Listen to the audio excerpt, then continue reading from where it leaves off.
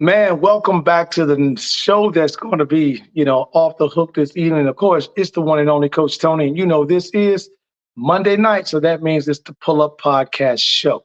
So we appreciate everyone for checking in tonight, obviously for pulling up on us. Please make sure you do a few things for me. Like the show, share it with your friends, and more importantly, subscribe and subscribe to the show.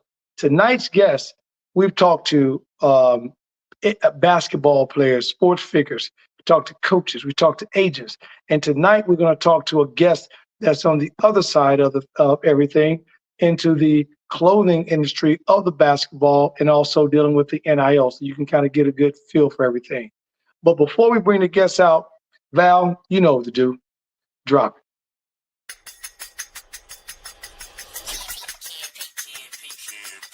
It's the Pull Up Podcast. It's the Pull Up Podcast. It's the Pull Up Podcast. Pull up, pull up. It's the Pull Up Podcast. It's the Pull Up Podcast. It's the Pull Up Podcast. Pull up, pull up. Bounce the boys and Coach Tony, you know. It's the Pull Up Podcast. So, I said bounce the boys and Coach Tony, you know. It's the Pull Up Podcast. So, it's the Pull Up Podcast. It's the Pull Up Podcast.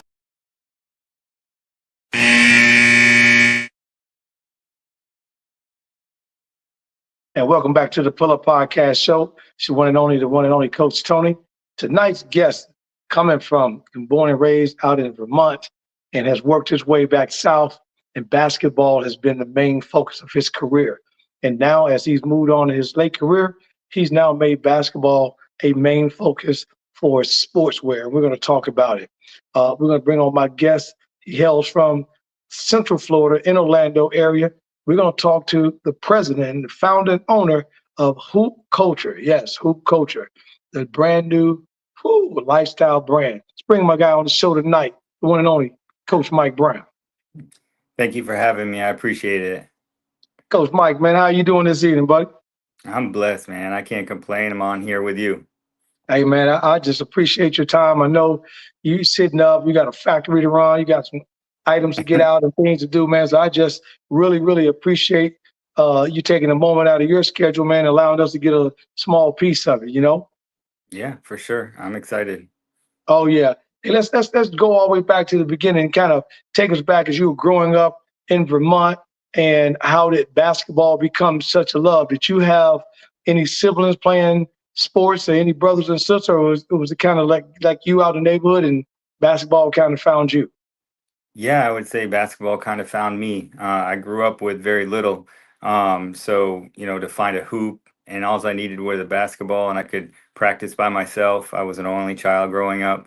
I was able to, find something that I was passionate about and fell in love with it, because I felt like as much as I poured into it, I could get out of it. And so it was kind of the main driving force for me growing up. It was my way of developing friends, finding an identity in a town where I had very little. And so it was something where, like, as I got better, I felt like more doors opened for me and my life just improved all around. So it was such a blessing, finding that round ball and falling in love with a game that I could, practice by myself, but also, play on a team and start to get involved in youth sports and beyond.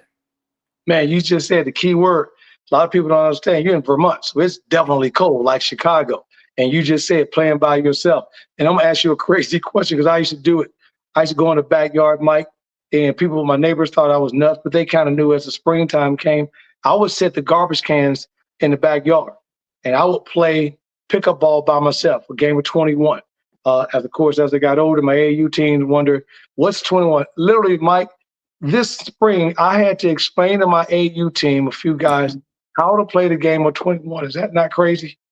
It is crazy. I remember I was out there playing one-on-one by myself, Jordan versus Bird, and Exactly. It was crazy. Yeah. Y'all would pick up, and I had 3 rules that I had. I would put the garbage cans out. If I took a shot and I missed a shot, it automatically changed hands to the other player. Thanks. And if I made it, I went up top, shot my free throws, and took the ball out. And if anytime the ball came off the rim, I had rules. I couldn't take any bounces, so I had to turn, grab it, and shoot it from wherever the ball went, unless it dropped short. And I took a layup, and it always had to be a left-hand layup. And later on in life, my brother was like, "Hey, see why your basketball kind of went a different way because I had a left hand. What kind of lessons did you kind of learn out there in that backyard playing with yourself? Yeah, it's so funny because, I feel like hoop culture is really like a culture, right?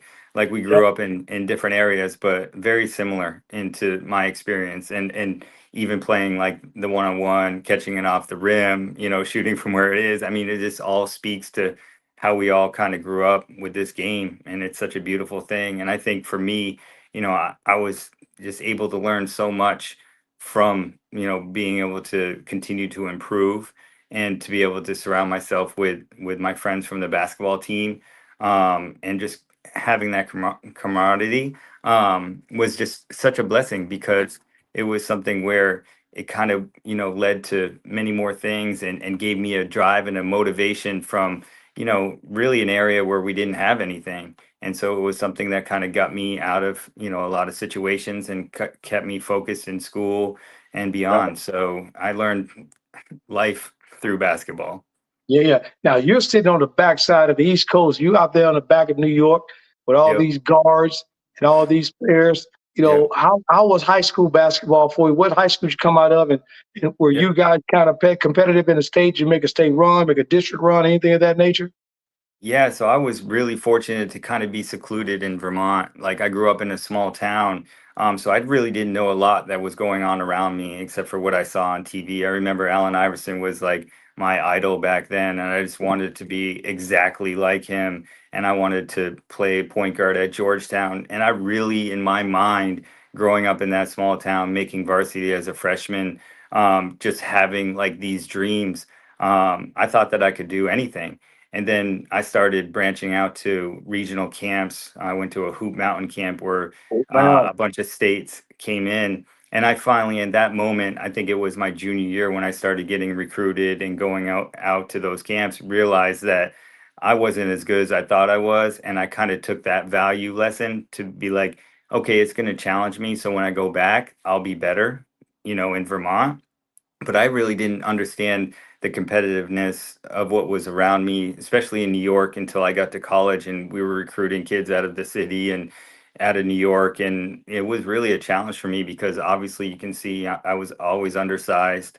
I felt like I had to work harder than everyone else. And it was just, a constant battle, but it was something like that just drove me. Yeah, yeah. Now you coming out, and as you mentioned, you're in a small city, Yeah. small area. You knew about the big city, as we always say when we're in the South. The big city is New York, and Yep. you kind of knew you got a slew of point guards coming out of Brooklyn, out of Queens, out Yep. of Harlem, everything around. And then AI becomes your god, and then you end up heading out to a JUCO. Tell us that Yep. route. How did you end up going out of that JUCO? Because back in the day when we played, we came out, as well as I am, Mike. JUCOs were big time. You Yeah. know, they fell off the map over the years. But back in the day when Jerry Tartanian, before he went to UNLV, had Grandmama and all them out of Odessa, Texas, and all that. And if you went to a junior college back in the day, that still meant something because I remember going to camps up in your back door in PA at Hoop Yep. Group, Yep. ABCD camp. So those are something. And back in the day, those camps, Mike, they were outside. You didn't get a Yeah. chance to go inside like these guys do today. Yeah, you remember Five Star? That was I'm a like five an star. elite Oh camp. yeah. Um, so I must have saw the competition in New York. So I ran the opposite direction up into Maine, right? All right. So I was very fortunate to play at Southern Maine Community College, and it was a ton of fun. I remember we got to play against Karan Butler was at the time playing at a prep school up there, and we were able to have like a fun game and play against some D1 competition Sure. from his team, and it was a great experience. And for me, it was a kind of a fresh start from high school. I was getting heavily recruited my junior year, and my senior year, I kind of fell off a little bit. And so junior college became kind of a rebound for me. And I was able to kind of find, myself again in the game of basketball.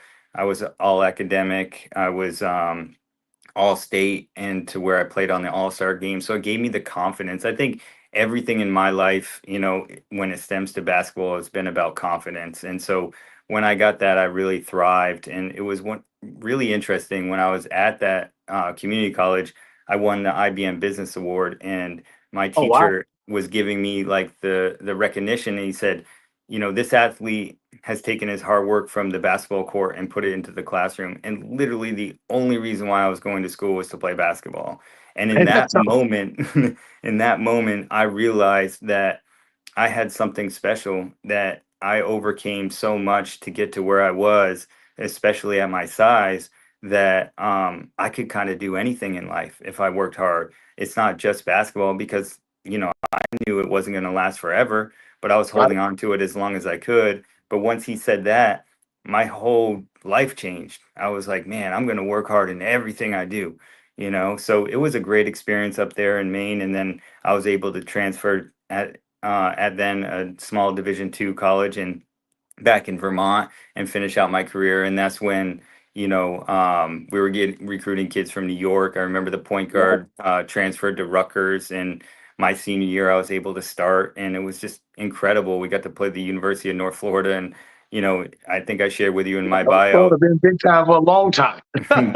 They were Division II at the time, but the thing is like it was warm in the winter time down in Florida, and that was my first Yeah. time ever on a plane, first time ever out of New England.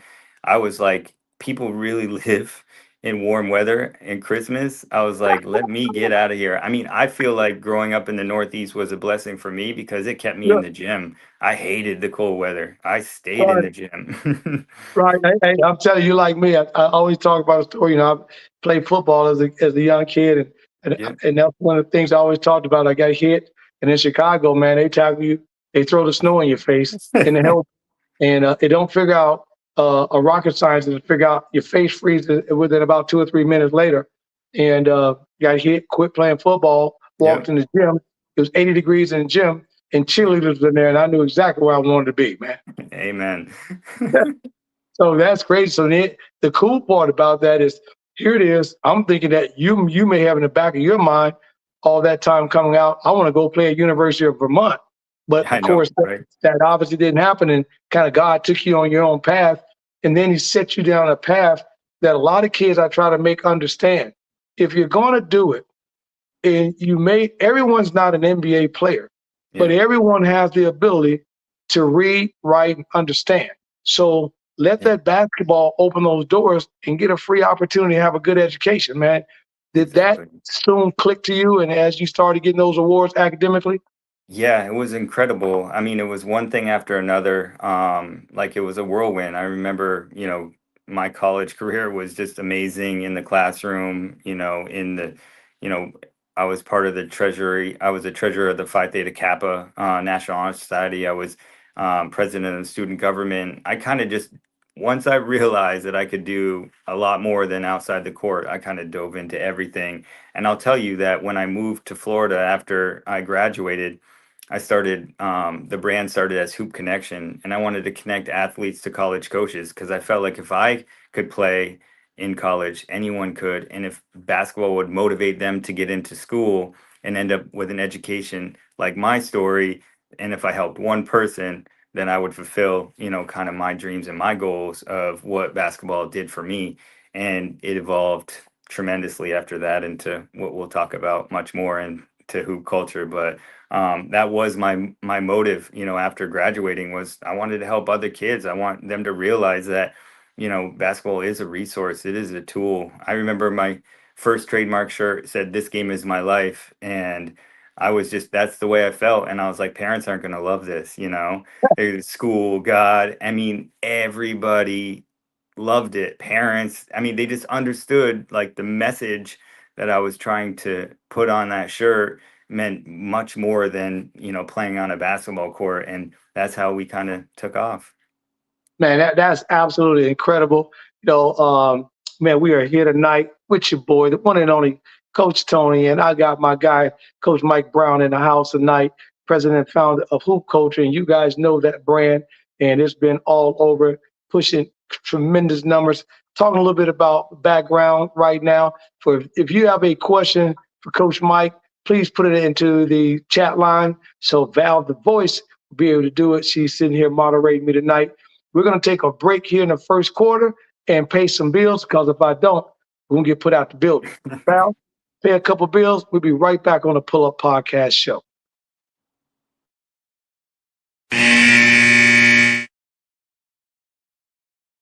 Are you a small business owner looking to grow? Introducing the KeySpot mobile app. I'm Cynthia McAllister, owner of the IT company Quality SAP. Since 2016, we have been supporting small businesses and help them promote and share their businesses, services, and events across the country. KeySpot is more than just an app. We are a network providing community. KeySpot, connecting communities and supporting small businesses.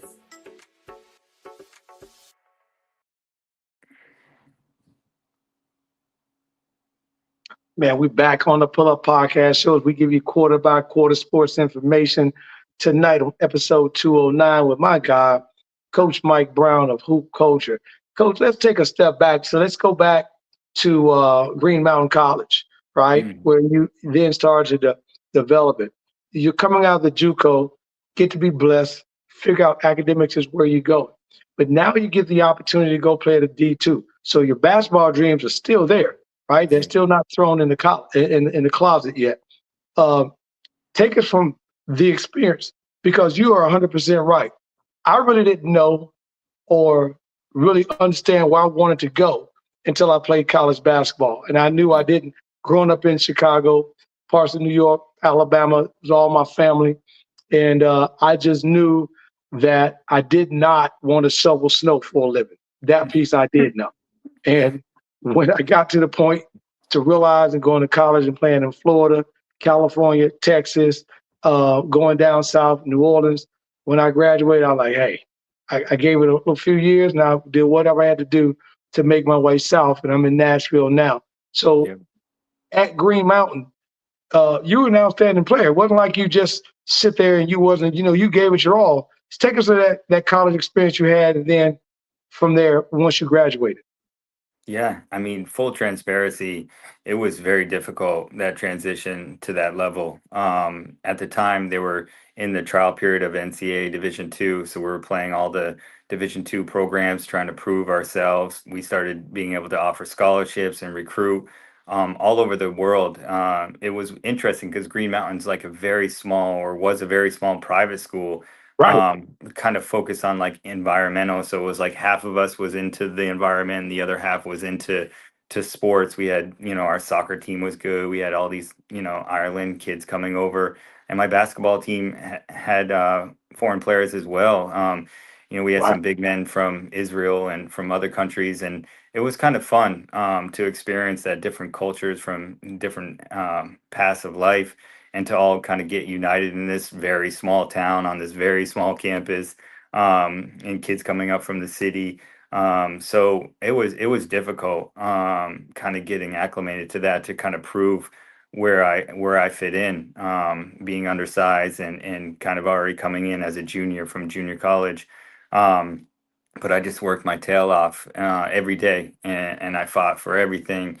And so I remember my junior year, I got the coaches award, and I would have probably been upset in high school or even at my junior college, but Right. it was a testimony to like my work ethic, being there. And like I said, the starting point guard transferred, and so I was kind of in the position to compete for the starting job. And I remember I went to Sure. Colorado Springs that summer, and I was like, look, I'm getting away from all my friends. This is my last shot at Right. at basketball, my senior year, and I just trained all summer long, playing out there. And I came back. I was healthy. I was, doing better than I ever have, and I was able to earn the starting position. And like I said, it was challenging because we were still playing against, established Division II Right. programs, but Yeah. luckily, we were able to, play some of the local colleges as well. So it was a nice mix for me, and a good experience to kind of grow. I just remember one day, just a funny story. I was so undersized that my coach is like, "You're gonna have to set screens on 7-footers." He's like, "I don't care if you're hanging on them. I don't. You Right. do not shy away from it." And it was one of Right. those things where even though I was little, like I didn't fear nobody, so I would do what Right. he'd say. I'd hang on to him. I'd flop probably a couple of times or Yeah, whatever, yeah, but sure, it exactly. it was a lot of fun, and I had a lot of great growing up and learning experience there basketball wise because it was a different level, growing up Sure. in a small town, scoring 1,000 points and being the man for 4 years, going to junior college, and also then kind of finding myself in the right situation to build my confidence up and earning all these accolades to go into Green Mountain where probably no one thought I should be there, and Right. earning a position. So I got to see both sides of it, sitting my junior year a lot, for the first time ever. So it was humbling, but it was fun, and it had a happy ending to the story. Man, I'm glad, and I'm hoping you guys are listening tonight on the Pull Up Podcast Show with my guy, Coach Mike Brown, just dropping early nuggets on his way, and that's funny that you say that, Mike, because a lot of kids, especially what we call the new generation, they give up. I got a large AAU program.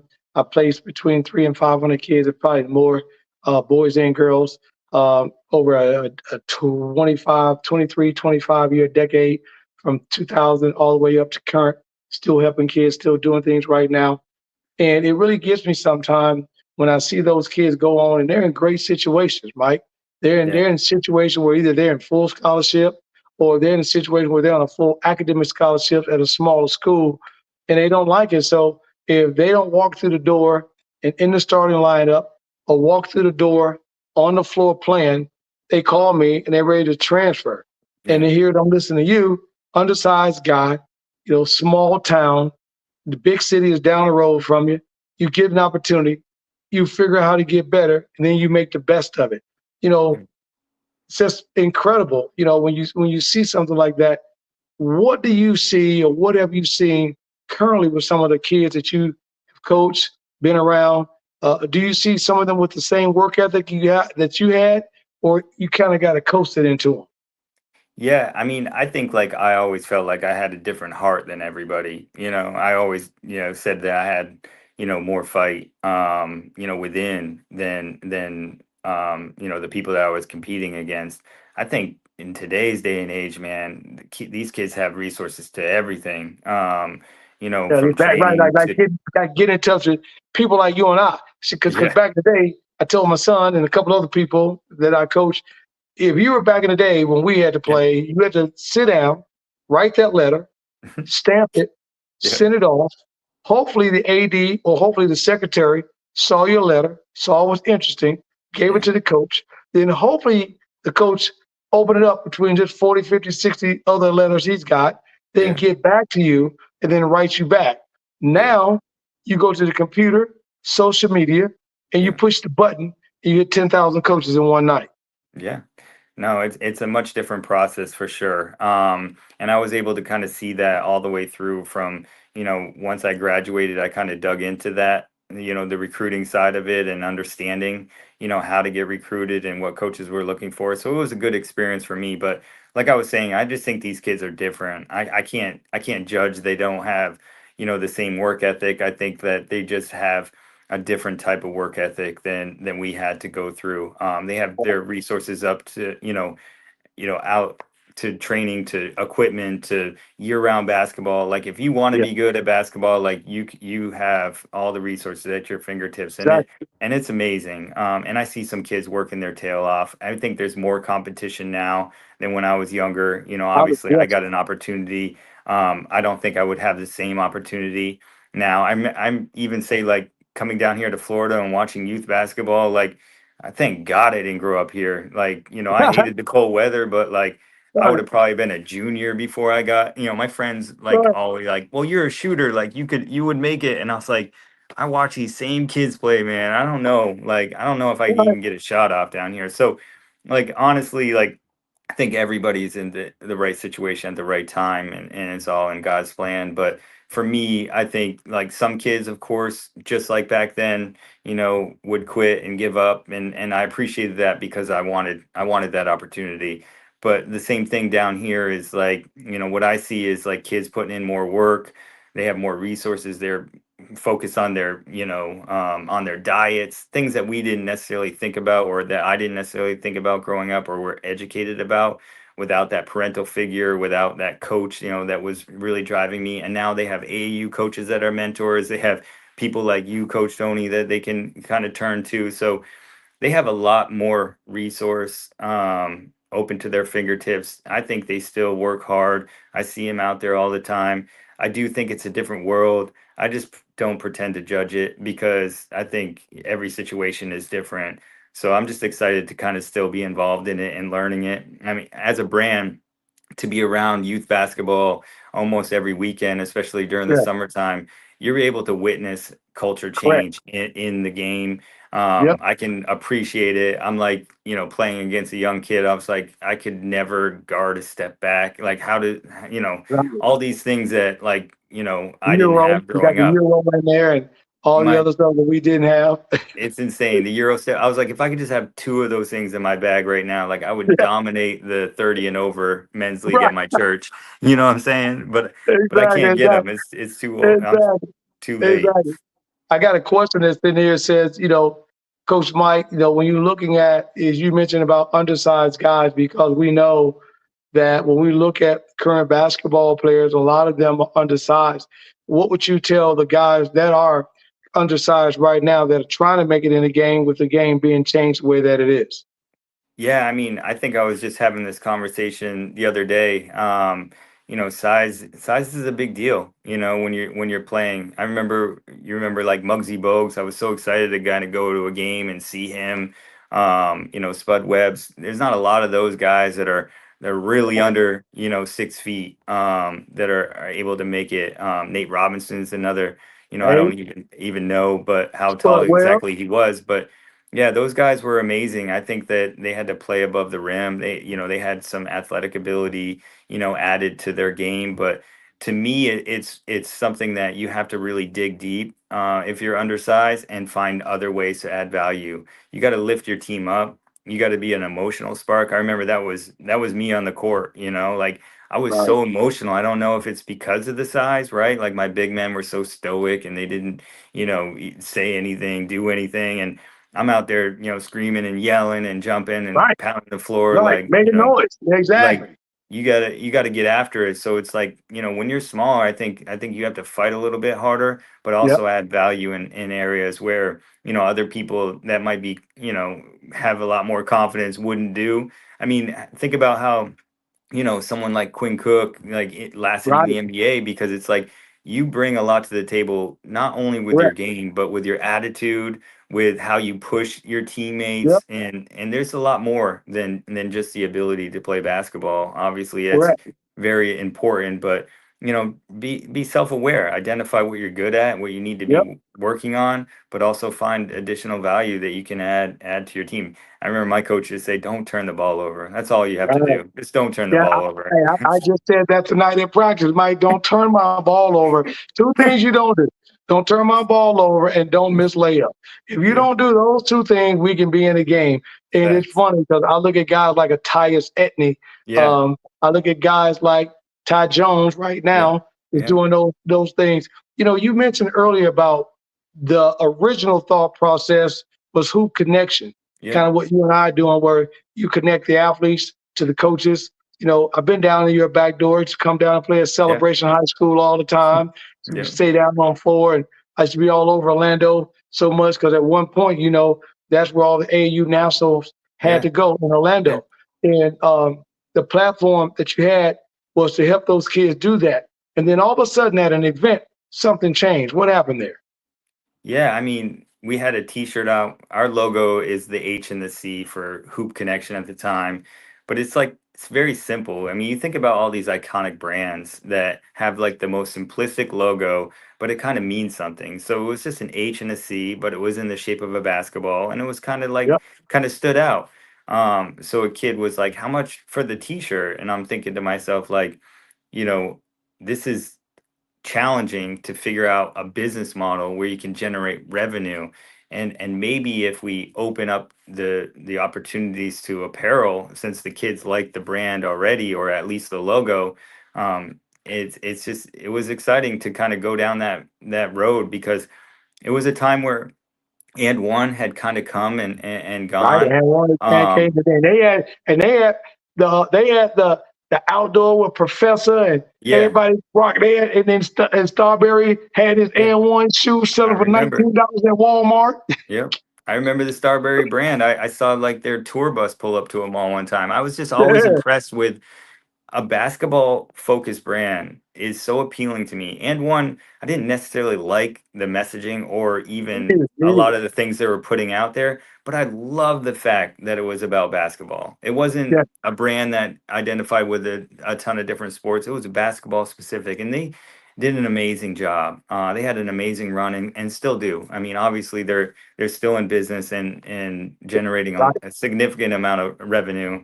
But we wanted to kind of be that next basketball brand.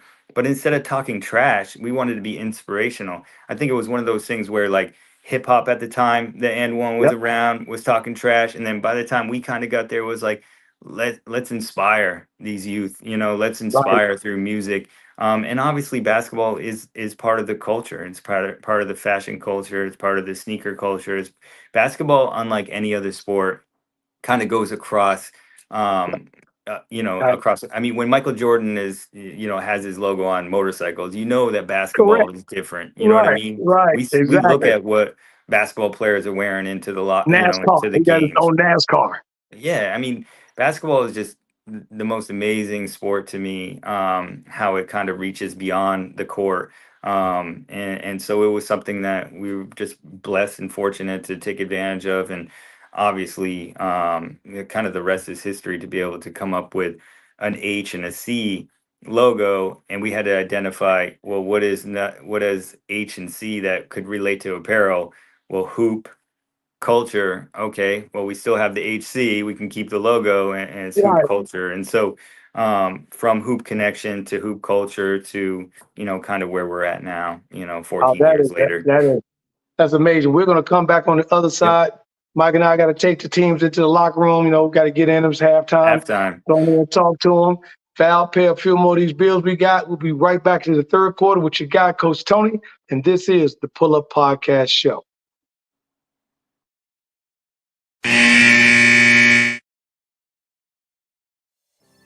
I've always thought about how my mom has supported me in any creative endeavor. How beautiful was it for your mom to be the superhero in your life and show up in your creative ventures with this book? People ask her to sign the book more than they ask me to sign the book. Sometimes I step to the side, I take their picture.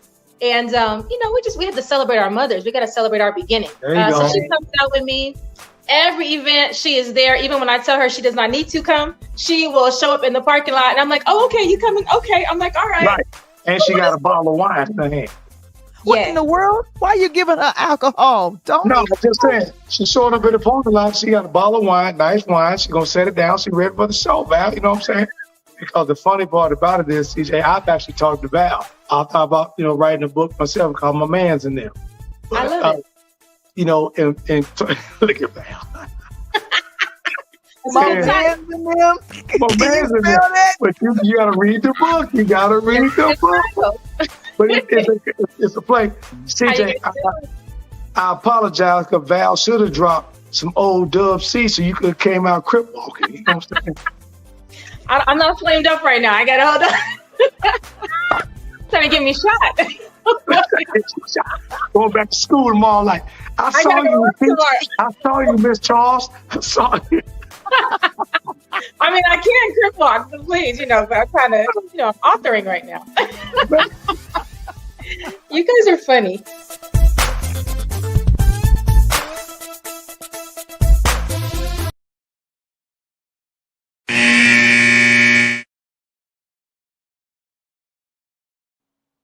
Man, you know how it is coming out that locker room, coach, in that third quarter. We got to get the second half right. Thank you guys for tuning in. Please make sure you like us, share us, and more importantly, subscribe to the show. This is the Pull Up Podcast Show. My guest, Coach Mike Brown. I want to go back to the logo, as Val had that on a moment ago. And as you just said, it really, because I remember, Coach, when I got this right here, and I launched a year and a half, 2 years ago, coming up on the rise. And me and my designer was talking, and he mentioned about the soccer guy right here with the ball. And I was like, well, it don't make any sense. Then when he put it together and said, the name with a logo is simply an eye attachment. Yeah. So when we print all the original materials, it was the Rise NIL with everything described. But he said later on, once we get going, we'll drop the name Rise, and all they will see is a running man with a ball, and they would immediately know that's the Rise. And he gave it to me, Coach, and in 4 examples. He said, one, let's go back and look at Amazon. And I didn't even think about this until he showed it to me. He said, go look at Amazon. And when you look at Amazon back in the day, the Amazon logo has the arrow under the A to the Z. And I said, wow, I didn't never pay that attention. And I said, why? He said, because they're letting UPS, DHL, and FedEx know we do everything from A to Z. He said, look at Nike. Nike old logo was with the Nike word and then the swoosh. And then look at Adidas, same thing, and look at Under Armour. Now, when you look at those 4 major brands, when you look at Amazon, all you see is what? The arrow on apparel. When you look at Nike, you just see the swoosh, Adidas, the 3 stripes, Under Armour, the UA. So to start out with the hoop connection and then to grow it into the hoop culture, you still have those H and the C. But I'm going to tell you, man, what I really loved about the logo is what you said. It made me physically pick up my basketball, turn it on the side, right, at the seam, and see the H and see the C. Yep. Because you basically cut the ball in half and took the H as elongated H from the middle and then grabbed the C off the curvature. I thought that was very clever, man. Did that come to you right away, or did you see the logo and all of a sudden it just now like, oh wow, that's H and the C? Yeah, I mean, I think it kind of came together, working on it. Even I think back in Vermont, I was working on trying to come up with this, opportunity to kind of start Hoop Connection and come up with the logo. So once I saw it, I kind of made that connection, and it was kind of perfect. It was something that I knew could stand alone, right? It was something that could eventually one day be identified with just the logo. And it's exciting to have something that I mean, the name itself, hoop culture, is amazing to me. I mean, because this is obviously much bigger than me. I just was fortunate to kind of be a part of it, and kind of get it going. But hoop culture is incredible. And It's it's an simple. incredible name. Yeah, It's simple. yeah. I love mean, it. it You can rock look, that on a hat. I yep, play golf. You can put that on a hat. You can rock that on a T-shirt. yeah. And then, what's up, my boy, Mr. Mark Lee is in the house checking in tonight, Coach Brown. What's up, Mark? Mark, he said, man, Hey, Mark. your boy Cam is doing his thing tonight at Marquette. I ain't watching the game, so you got to keep me posted, Mark. But, hey, if you got a question tonight, Mark, because I know you always very questionable to a lot of our guests, Coach Mike, man, Mark is one of my guys. He's in here all the time. Please put it in there. But, go back.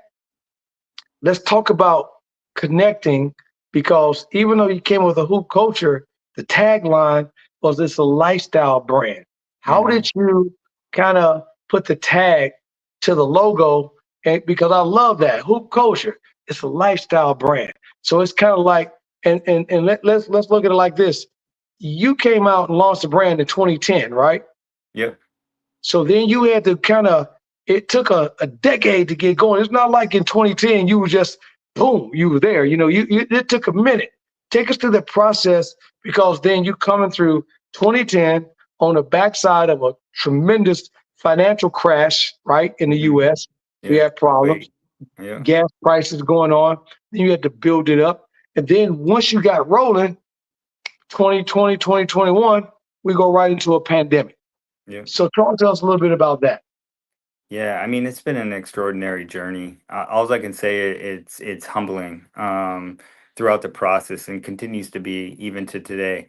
As you grow, obviously, the issues grow bigger, and it's always something that you have to deal with every single day.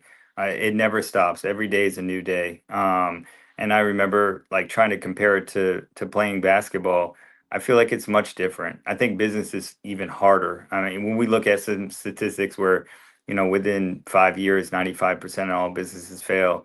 I mean, that's like something that's kind of incredible, right? If you really think about it, just survival is a win in business. And then you want to take it to the next level. And the longer you're in business, the more opportunities you have, and which we see, today, the partners that we work with. But at the beginning, it was really literally out of the trunk of your car. We're Right. going to Like the old mixtapes. yeah, we're at travel basketball events all around the country, just one after another, just promoting the brand. And it's funny because hoop culture wasn't, significant, obviously, at the time. Obviously, it was to us because, we wanted to get it going. But it was more so like, the slogans that were coming up with the inspirational messages, and it was by hoop culture, right? So, you came up with This Game Is My Life. Then you got to come up with something new, right? And so it's Right. like Eat Sleep Ball was our next big trademark. Like that was incredible, had an amazing run. Then it was Ice in My Veins, then it was Hoop Vibes, then it's Basketball Above All. So all these trademarks, when you think about like intellectual property, they were able to sustain and grow. And then I remember packing a T-shirt, because we fold and bag T-shirts here, right? Like that's like our life. Packing this T-shirt that just says Hoop Culture on the front. And I remember thinking about the journey to get to this moment, that someone's actually willing to pay money for something that just says Hoop Culture on Right. a shirt. Instead, it doesn't have to say This Game Is My Life. It doesn't have to say Nothing. Eat Sleep Ball. It Like doesn't. Adidas, Nike, whatever, Yeah. just one word.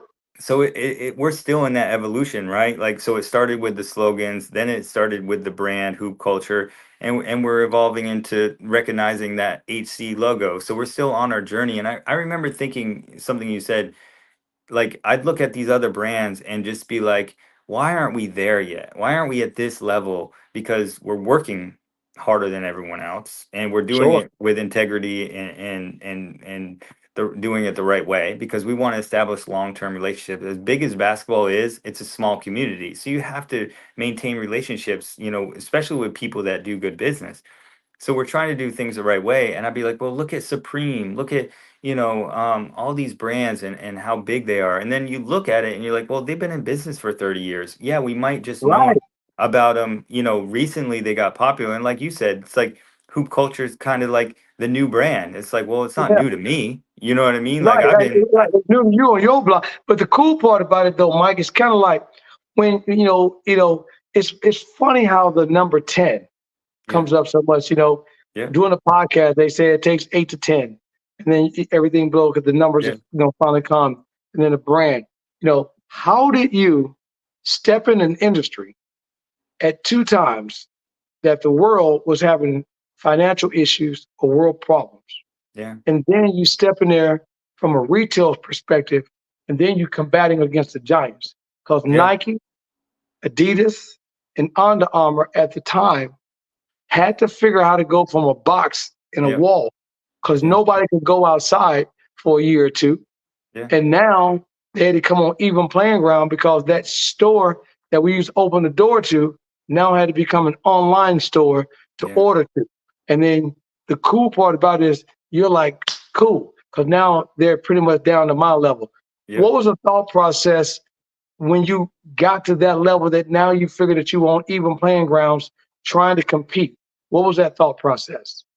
Coach Tony, you're so smart, man. Yeah, exactly. It was that whirlwind. I remember going to New York and meeting with Foot Locker, and they're just like, "You're not ready yet." And I was like, "Well, our brand, like we work so hard. I love it so much. It should be in retail." And it was like we're trying so hard to get to that space. And at the end of the day, like retail wasn't where you're supposed to be, right? So like this whole journey, although it's been very difficult, it's really been God's plan, because it's like where we think we need to be at, we're right where we're supposed to be all the time. And it's incredible because it's just been kind of a whirlwind where it's like, okay, you want to be in big box. And then people are wondering, like, we partnered with the Harlem Globetrotters last summer. Oh, that's And dope. they approached us, and we did like streetwear, we did designs for their players off the court, because I feel like we're in touch with the youth, that we're like an up and coming brand, and we've been doing things the right way. And so, like when people look at our brand, our designs, what we're doing, it's appealing to them because it's like we're staying young. The older I get, the brand is staying young because we're still doing Right. the same things that we did when we first started. That means going to grassroots basketball. That means remaining authentic to the game that we love so much. And yeah, maybe we're not doing like as good as we think we should be doing, but it's all part of the process to get to where we're going to be and be able to use those resources to really make a difference. And that's where we're at now. We've been just very fortunate with coming out at the right time with social media. Even up and down economy, everyone's still hooping. We're still going to these events. We're still, pushing online. And quite honestly, it's really the team that you kind of surround yourself with. I remember reading a book when I first started. I felt like if you read a book, like you could be successful. But it said, surround yourself with the right, people, and we've People been able smarter to than do you. that. Yeah, we've been able to do that here, and so hoop culture would be nothing without the people that we've been, in touch with. That's helped us along the way, and the family and the employees that work here. I'm just happy to be a part of the process and really like seeing where this thing is going to go because we still have a long ways to go. I'm excited of who we're working with and what we're doing now. Don't get me wrong, but I mean, like where we're gonna be is just, only up to God. Man, I'm loving it. Hey, we're gonna take our last break of the Yep. day. We're sitting here in the studios talking Fourth to the one and quarter. only Coach Mike Brown. We're going to the fourth quarter, and trust me, I'm gonna beat Coach. I gotta win this game. I don't like losing, so don't turn the ball over. Me Val, neither. take this last bill for me, please. Get these IRS guys out of my pocket. Are you a small business owner looking to grow? Introducing the Key Spot mobile app. I'm Cynthia McAllister, owner of the IT company Quality SAP. Since 2016, we have been supporting small businesses and help them promote and share their businesses, services, and events across the country. Key Spot is more than just an app. We are a network providing community. Key Spot, connecting communities and supporting small businesses.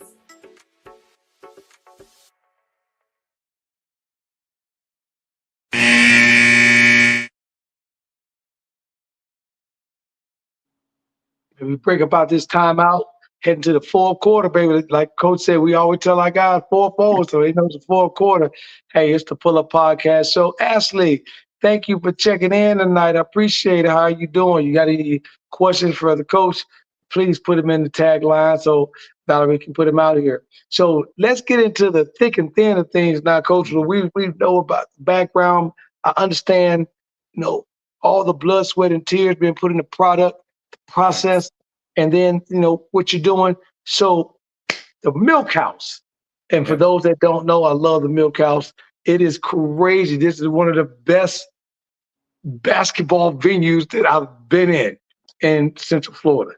It is phenomenal. Crazy part about it is out in the middle of no man's land. First of all, Tony, I think you mean the big house. the big house. I'm sorry. Yeah, I apologize. They So they literally have the milk house at Disney, I think. I Too. I apologize. Yeah, I know the milk house, but I meant the big house. And Yep. it's beautiful venue to Yeah. play in. When we were down there for the first time, I was like, oh my God. I had my kids down. If it wasn't such a long drive year after year after year Yeah. for us, 11 hours, and we would do it every single year. So let's talk to us a little bit about how you connected with the big house to put on this event. Talk a little bit about the event, and then I want you to go ahead and if you got a time and Val puts it up for us, just go ahead and mention the teams that are going to be playing and there's great opportunities you've got coming up. Yeah, we're really excited. This is our fourth annual Hoop Culture Showcase, and it's a youth normal travel basketball tournament, grades third through varsity. Obviously, we're in the mix of high school basketball, so a majority of the teams are middle school or younger. We wanted it in our backyard. The first year we did it in South Florida because we had a great partner down there.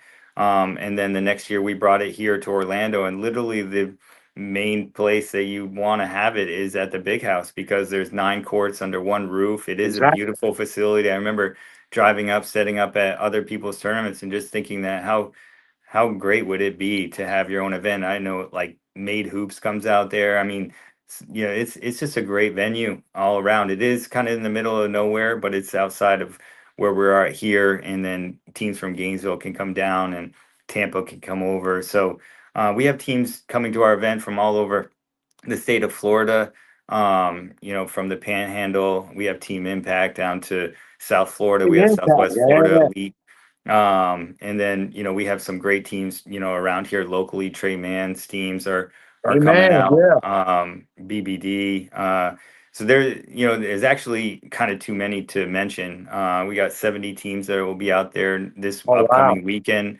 And it's a beautiful event. We do it differently because we don't want to step on other tournament directors' toes, because that's our bread and butter.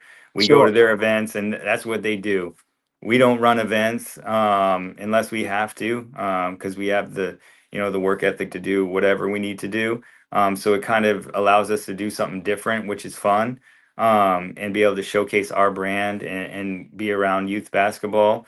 And the winners get in each division get free uniforms. Oh, Um, wow.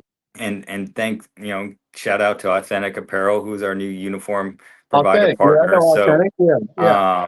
you saw it on the basketball that was on the picture there. We're so Yep. grateful to have that partnership. But yeah, so it's just an exciting event. We have custom game basketballs, which you had on there.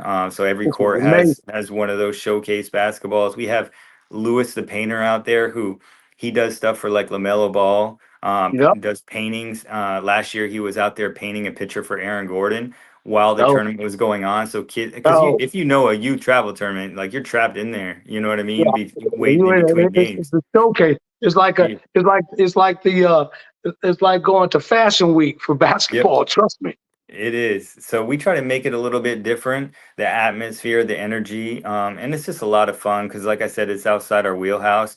But we're very, very thankful for all the teams that come and support what we're doing, because, obviously they could be doing anything, and we specifically held it before Black Friday because obviously we're in our busy season with the holidays, which is helpful. All right. And then teams can travel in if they need to because they're on school vacation. Yep. And oddly enough, this year is a double blessing. Not only are we running the event on November 23rd and 24th, but the Orlando Magic is going to be dropping a collaboration that we did with them in their store in Ooh, the arena on November 23rd against the that's Detroit nice. Pistons.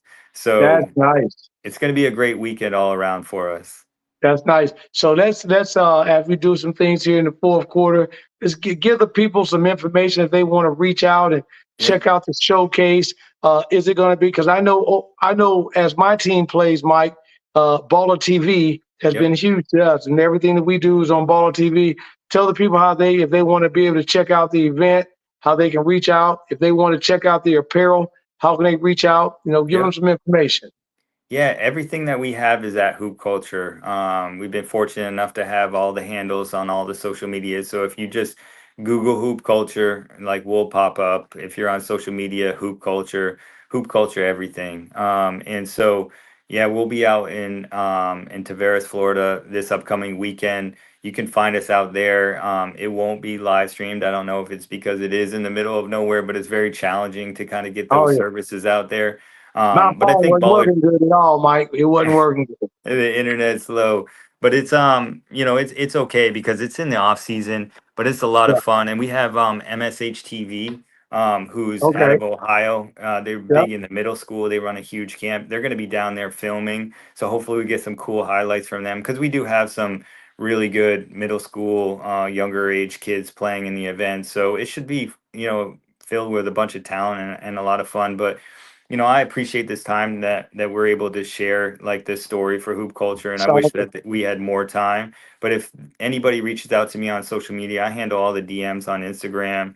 I'd love to answer any questions that people might have. We went through this process so that we can help others that are either thinking about it and going through it. I know you talked about the NIL stuff and what you're doing there, which is truly yeah, I amazing. wanted to touch Yeah. on that because I wanted to tie in because you're first of all, I don't know if the people heard you. The Orlando Magic, that's the NBA, Yep. is decided to jump in with the hoop culture and kind of help out. That's great. I have a lot of shout out to the Tennessee Titans locally here in Yeah. Nashville, They work with me. I work closely with the NFL Players Association, who helps out my program. It's great to see the football program give back to basketball because athletes are athletes. But Yep. I'm in that NIL space with the Rise here and doing some things, and you jumped off in that space as well. How do you tie hoop culture off into that? Yeah, I mean, I think it's just a natural fit, right? You got all these kids. I remember when NIL first started, we'd get like soccer players from Harvard reaching out to us. It Right. was an open season, right? Like everybody Yeah. wanted an NIL deal, and I didn't really see where we fit in at the time because it was Sure. like we're still a small brand. We're not paying the exorbitant amount of money for people to promote us to see if Right. it might work or might not work. And all these kids are promoting all these brands, and we wanted it to be authentic where we're able to engage with them. So it wasn't an early entry for us. We kind of stayed in our lane. We wanted to see what was going on. It's not until recently where we have a partnership with Six Sense Consulting, and they're entrenched into into the NIL space. I went out to Las Vegas for a conference out there that was hosted, and it was really incredible to be in that atmosphere. Dana That's got Pump this. was yeah, It's taking Dana off. Pump was up there.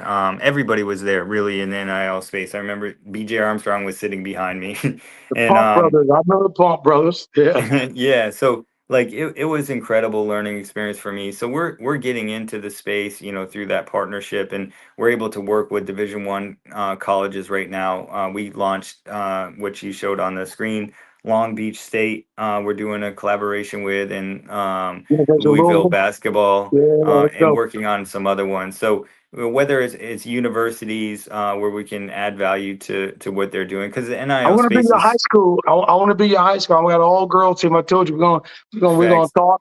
We're gonna Has it got talk. We're gonna. approved? Has it got Yep. approved there yet? We got Yep. it in Florida. It got approved. High Yep. school kids can get it. I talked to a couple of things. I talked to AD, and he said, "Hey, man, we Yep. sit down and we're gonna talk on that and get it." And speaking of talking, Mark says, looking at your brand right Yeah. now and the way that you got it, Mike, he said, what product do you hope to develop that you haven't developed yet coming up? Like, is there something that, I know you got the hoodies, we know you got the shirts, we know Yeah. you got the cool gear. Is there something that you've been like, something I would really love to do this, but nah, not yet? Is there something in your mind you've thought about?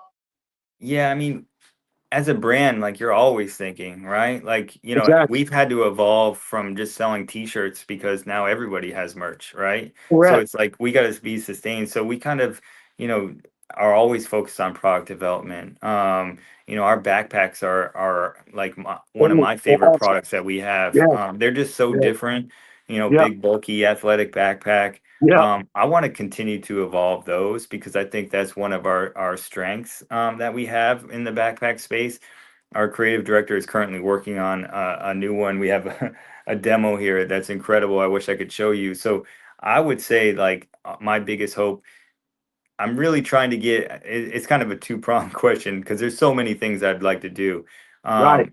I'd like to get our tracksuits like a little bit more on point because I really love what those Back do and for field. lifestyle. And I like ours now, like they're really good, but I think like we could make those a little bit better. So that would probably be my number one goal right now, to be honest with you. And then, the evolution of the backpack to continue to come up with, new ideas. We have this duffel backpack, which is a backpack and a duffel bag, which is by far the most incredible product that I've ever Yeah. seen. It Ever. has It's big enough to put a freaking basketball in it, man. yeah, coaches have bought them to put their basketballs in, clipboards. It Yep. has so many, unique features about it. It's not a big bulky backpack that these little kids want, right? So it's Correct. like, our target audience is it wasn't ready for, some of the products that would come out. So we have to think about that too, like our audience, who we're reaching and who we want to reach. So it's a constant battle of products versus audience, right? And how we want to grow that because we want to continue to mature because the kids that we're, going to their events now, they're getting older, right? They're going to college now, they're coaching. There's been so many kids. I remember Brandon Boston, he bought a t-shirt, a Trace shirt from me one day, and now he's, in the league, balling out. So Right. it's been a long journey. And I have meetings. They're like, "Oh man, I remember buying a hoop culture t-shirt back in 2013," and it's like, you know, Right. we're getting older, but we have to kind of stay up with that trend. So I guess to answer that question, it'd be a tracksuit would be the first thing that I would really want to Sweet. like zero in on. Sweet. Well, I told you I'm gonna branch you off over into golf because I got the perfect golf person. I got a person that's going to be the next Coco Golf, and Yep. so you got to be designing something for me because when I bring this young lady to your front door, she's going to take that brand overseas right now, ranked Yeah. in the top 120 worldwide, ranked number one, top 20 U.S. So we're going to do some things. Man, Coach, listen, Coach Yep. Kevin Springer's in the house said, "What's up, Coach Tony? What's going on, Coach Brown?" Kevin does our on Tuesday nights. Mike, we got we do a show called Interludes Talk on Tuesday, talk Yeah. in music and entertainment.